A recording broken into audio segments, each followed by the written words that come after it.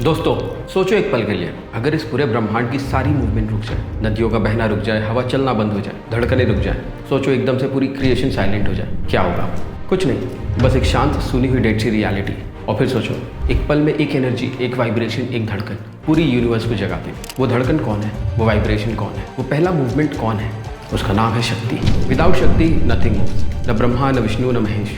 हिंदू धर्म का सबसे बड़ा सच यही है, देवता तभी देवता बनते हैं जब उनके साथ देवी हो।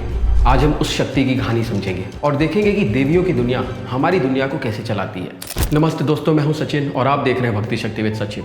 यह है भारत के देवता सीरीज का एपिसोड 3 शक्ति, जहां हम डाइव करने वाले हैं देवी माँ के यूनिवर्स में। आज हम देखेंगे कि शक्ति का ओरिजिन क्या है, देवी का वैदिक रूप क्या था, सप्तशती किस फिलॉसफी पर बेस्ड है, महाविद्या क्या सिग्निफाई करती है और देवी भारत का इमोशनल बैकबोन क्यों है। चलिए शुरू करते हैं उस मोमेंट से जहाँ यूनिवर्स में पहला मूवमेंट हुआ, क्योंकि जहाँ मूवमेंट होता है वहाँ शक्ति होती है और जहाँ शक्ति होती है वहाँ लाइफ होती है। ब्रह्मांड का स्टार्टिंग पॉइंट स्टिलनेस, एक एब्सोल्यूट साइलेंस जिसे हम शिव की तरह इमेजिन कर सकते हैं। Pure awareness, pure consciousness. पर अवेयरनेस सिर्फ अवेयरनेस है जब तक उसमें मूवमेंट ना हो। बिल्कुल ऐसे ही जैसे एक बहता हुआ नदी वो जिंदा है, पर एक ठहर चुका तालाब वो बस खेल रहा है स्टिलनेस के साथ। क्रिएशन की शुरुआत होती है मूवमेंट से और मूवमेंट का नाम है शक्ति। इसलिए हिंदू फिलॉसफी कहती है शक्ति बिना शिव शव है, लाइफलेस। शिव अवेयरनेस है, शक्ति एनर्जी है, awareness plus energy life. Bharat के हर मंदिर, हर कहानी, हर माइथोलॉजी इस एक फॉर्मूला पर बेस्ड है। एक सिंपल सी लाइन में समझिए, शिवा पोटेंशियल है, शक्ति एक्शन है, और जब एक्शन होता है अल्टीमेट क्रिएशन होती है। दोस्तों देवी माँ का कॉन्सेप्ट मिडिवल या पुरानिक नहीं है, ये सबसे पुराना कॉन्सेप्ट है, वैदिक कॉन्सेप्ट। वेदर्स की दुनिया में देवी एक मदरली या वॉरियर फिगर नहीं थी, वो प्रिंसिपल्स, फोर्सेस, नेचुरल पावर्स थी। सबसे पहले नाम आता है अदिति। अदिति का मतलब लिमिटलेस। अदिति इनफाइनाइट स्काई नहीं, इनफाइनाइट पॉसिबिलिटी है। फिर आती है Usha. Usha is dawn, light breaking darkness, hope breaking fear, हर दिन का पहला रूप फेमिनिन। फिर आती है पृथ्वी। पृथ्वी माँ, अर्थ एज मदर, वो भी फेमिनिन, क्योंकि जहाँ से लाइफ ग्रो होती है वहीं माँ होती हैं। और फिर आती है वक, स्पीच, विजडम, नॉलेज। वेदर्स के हिसाब से स्पीच और इंटेलिजेंस का सोर्स भी फेमिनिन है। और सबसे ब्यूटीफुल पार्ट, हिंदू धर्म के सबसे पवित्र नदी गंगा, यमुना, सरस्वती, सभी फेमिनिन, क्योंकि water gives life, life is feminine. ये वैदिक देवी हमारे मॉडर्न देवी से डिफरेंट लग सकती है, पर एक चीज़ कॉमन है, life flows from the feminine. जब मैं वैदिक लिटरेचर पढ़ रहा था, एक लाइन ने मुझे हिला दिया, देवी ही सब कुछ चलाती है, देवी ही सबको उठाए रखती है। और दोस्तों ये बात इतनी पुरानी है कि हमारे सिविलाइजेशन के डीएनए में लिखी हुई है। अब वैदिक देवियों से हम आते हैं एक ऐसे टेक्स्ट पे जो शक्तिज्म का फाउंडेशन बन गया। जब भी हम देवी की बात करते हैं, उनकी स्ट्रेंथ, उनकी कृपा, उनका करेज, ये सब एक जगह से आता है और वो है देवी महात्म्य, जिसे हम दुर्गा सप्तशती भी कहते हैं। ये कोई सिंपल ग्रंथ नहीं, ये एक साइकोलॉजिकल मैनुअल है, एक स्पिरिचुअल वेपन है और एक फिलोसफिकल डिक्लेरेशन है that the ultimate reality can be feminine. Devi Mahatmya 3 लंबी कहानियों से मिलकर बना है। 3 बैटल्स हैं, 3 साइकोलॉजिकल वॉर्स जो ह्यूमन नेचर को समझाती है। पहली बैटल मधु कैटव वध, ये असुर डार्कनेस का सिंबल है। विष्णु सो रहे हैं और क्रिएशन रुक गया है, देवता हेल्पलेस है। तब देवी आती है योग माया के रूप में। वो विष्णु को सुला कर नहीं, वो विष्णु को जगा कर दुनिया को चलाती है। मैसेज क्या है? Even the preserver needs energy, even Vishnu needs शक्ति। दूसरी बैटल महिषासुर वध, ये कहानी सिर्फ एक बैटल नहीं, ये ईगो और इनजस्टिस का सिंबल है। महिषासुर ने दुनिया को कैप्चर कर लिया और देवता पावरलेस हो गए। फिर क्या होता है? सारे देवता इंद्र, विष्णु, शिवा अपनी अपनी शक्तियां एक जगह पर कंबाइन करते हैं और एक ब्रिलियंट लाइट से दुर्गा का जन्म होता है। दुर्गा के 18 हाथ, हर हाथ में एक शस्त्र और एक लायन जो ईगो के ऊपर कंट्रोल का सिंबल है। और जब दुर्गा महिषासुर को मारती हैं तो वो मोमेंट सिर्फ एक असुर का एंड नहीं, एक प्रिंसिपल का एंड होता है, और वो प्रिंसिपल है pride without balance always fails. तीसरी बैटल शुंभ निशुंभ वध, इनके थ्रू देवी एक बात बहुत क्लियर करती है। शुंभ कहता है तुम 1 हो या 100, हम सबको हरा देंगे। तब देवी एक आइकॉनिक लाइन बोलती है, मैं अकेली ही पूरे ब्रह्मांड को चलाती हूँ। और फिर सारे रूप काली, चामुंडा, कौशिकी एक एक करके मैनिफेस्ट होते हैं। दोस्तों ये हिंदुइज्म का सबसे बड़ा फेमिनिन डिक्लेरेशन है, सिंबॉलिक नहीं, पोएटिक नहीं, प्योर कॉस्मिक ट्रुथ कि भगवान गॉड भी फेमिनिन है।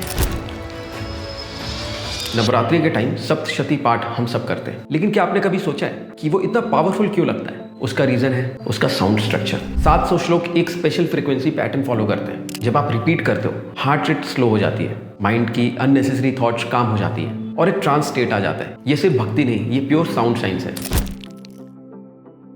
अब आते हैं देवी के मोस्ट रिफाइंड, मोस्ट सटल और मोस्ट ब्यूटीफुल रूप पर, ललिता त्रिपुरा सुंदरी। ललिता सहस्त्र नाम, 1000 नाम देवी के। ये शक्ति के डायमेंशन को एकदम अलग लेवल पर ले जाता है। श्री माता, श्री महाराजनी, सिंहासनेश्वरी, हर नाम एक मेडिटेशन, हर नाम एक फिलॉसफी, हर नाम एक स्टेट ऑफ कॉन्शियसनेस। इस स्तोत्र के बिना श्री विद्या ट्रेडिशन एग्जिस्ट ही नहीं कर सकती। श्री यंत्र जो क्रिएशन का ब्लूप्रिंट माना जाता है, वो त्रिपुरा सुंदरी का ही सिंबल है। ये देवी का रूप वॉरियर नहीं, प्योर कॉन्शियसनेस का रूप है। Beauty doesn't mean decoration, beauty means clarity of awareness. अब हम आते हैं शक्तिज्म के सबसे मिस्टिकल सेगमेंट, महाविद्यास। 10 रूप, 10 एनर्जीज और 10 लाइफ की सच्चाइयां। सबसे पहले Kali, time, fearlessness, ending of illusion.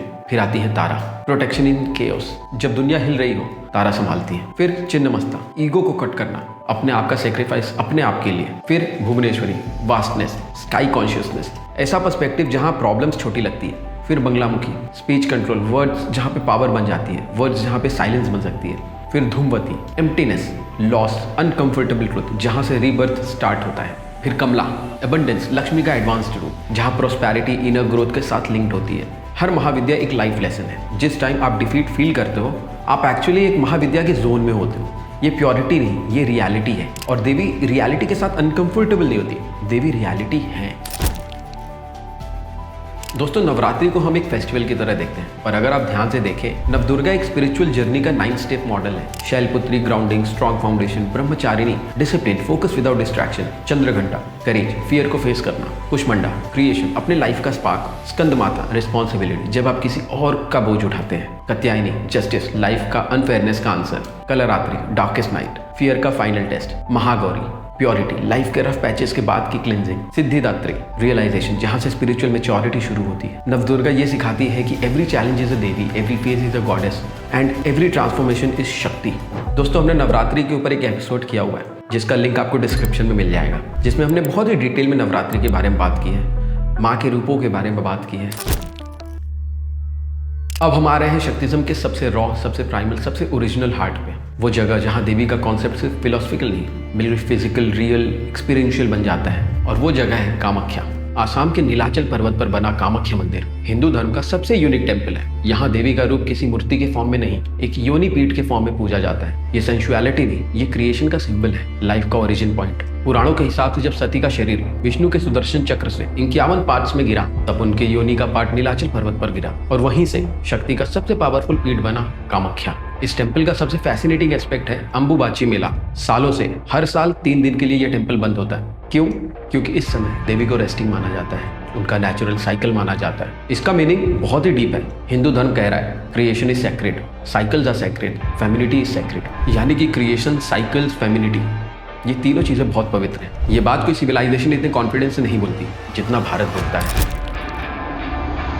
South India में देवी का रूप एकदम अलग कलर ले लेता है। वो सिर्फ माँ नहीं, वो रूलर है, वॉरियर है, सॉवरेन क्वीन है। सबसे पहला नाम मीनाक्षी, मदुराई की देवी, पूरे तमिलकम की क्वीन। इनकी कहानी यूनिक है। शिव जी मीनाक्षी से शादी करने के लिए बारात लेकर आते हैं। It is the only divine marriage जहाँ पे देवी किंग है, राजा है, और शिव ब्राइड ग्रूम की तरह ही आते हैं। इस कहानी का मैसेज सिंपल है, शक्ति डजंट वेट फॉर वैलिडेशन, शक्ति कमांड्स इट। फिर आती है कन्याकुमारी देवी, इंडिया के सदर्न टिप पर खड़ी, वेव्स को फेस करती हुई, ओशंस को गार्ड करती हुई। उन्होंने शादी नहीं की क्योंकि उनका धर्म प्रोटेक्शन था। ये देवी सेक्रीफाइस का सिंबल है। और फिर आती है अंदल, पद्मावती, कामाक्षी, जिनमें डिवोशन, ब्यूटी, स्ट्रेंथ सब एक साथ एग्जिस्ट करते हैं। साउथ इंडिया का मैसेज क्लियर है, Devi is not just motherly softness, Devi is सोवेरेनिटी।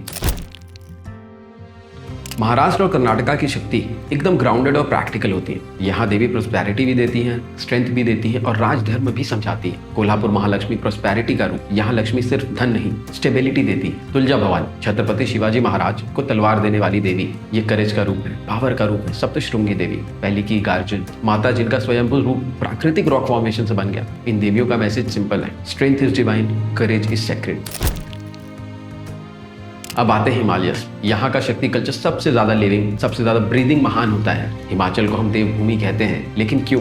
क्योंकि हर गांव में यहाँ अपनी देवी का मंदिर होता है, जहाँ देवी को सिर्फ पूजा नहीं जाता, देवी को गवर्नेंस दिया जाता है। विलेजेस के डिसीजंस भी देवी के हुक्म से लिए जाते हैं। कुछ एग्जाम्पल्स हैं, हिडिम्बा फॉरेस्ट की देवी, चिंतपूर्णी जो वरी को रिमूव करती है, नैना देवी, आइज ऑफ सती, ज्वाला जी जिन्हें फायर के रूप में पूजा जाता है। हिमालय का मैसेज सिंपल है, nature is Devi, protection is देवी।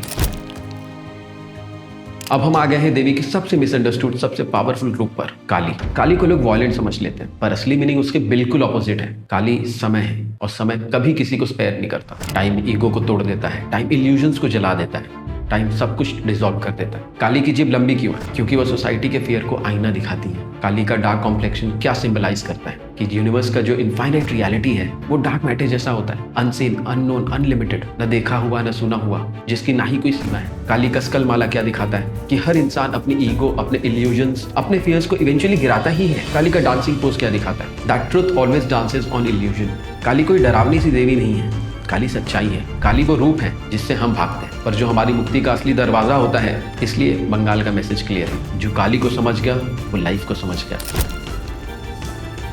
दोस्तों, भारत का इमोशनल बैकबोन देवी है, क्योंकि देवी सिर्फ एक कॉस्मिक पोज नहीं, देवी एक फीलिंग है। आप किसी भी देवी के मंदिर में जाओ, चाहे साउथ की मीनाक्षी हो या बंगाल की काली या हिमाचल की नैना देवी या आसाम की कामाख्या देवी, एक ही बात होती है कि माँ आ गई। हमारे कल्चर में माँ का रोल सबसे पावरफुल रोल है। माँ बिना रीजनिंग के देती है, बिना जजमेंट के संभालती है, बिना कंडीशन के प्रोटेक्ट करती है, और देवी इस अनकंडीशनल केयर का देव रूप बन जाती है। इसलिए भारत में सबसे ज्यादा विजिटेड टेम्पल्स देवी के होते हैं, सबसे ज्यादा व्रत देवी के लिए होते हैं, सबसे ज्यादा फेस्टिवल्स देवी के होते हैं, क्योंकि देवी रिप्रेजेंट्स लव, स्ट्रेंथ, करेज, जस्टिस, प्रोटेक्शन, विजडम, सब कुछ एक ही साथ। इस सीरीज के पहले एपिसोड में हमने महादेव को समझा, द कॉन्शियसनेस। दूसरे एपिसोड में हमने विष्णु को समझा, द बैलेंस। और इस एपिसोड में हमने समझा शक्ति को, the movement, the fire, the life force.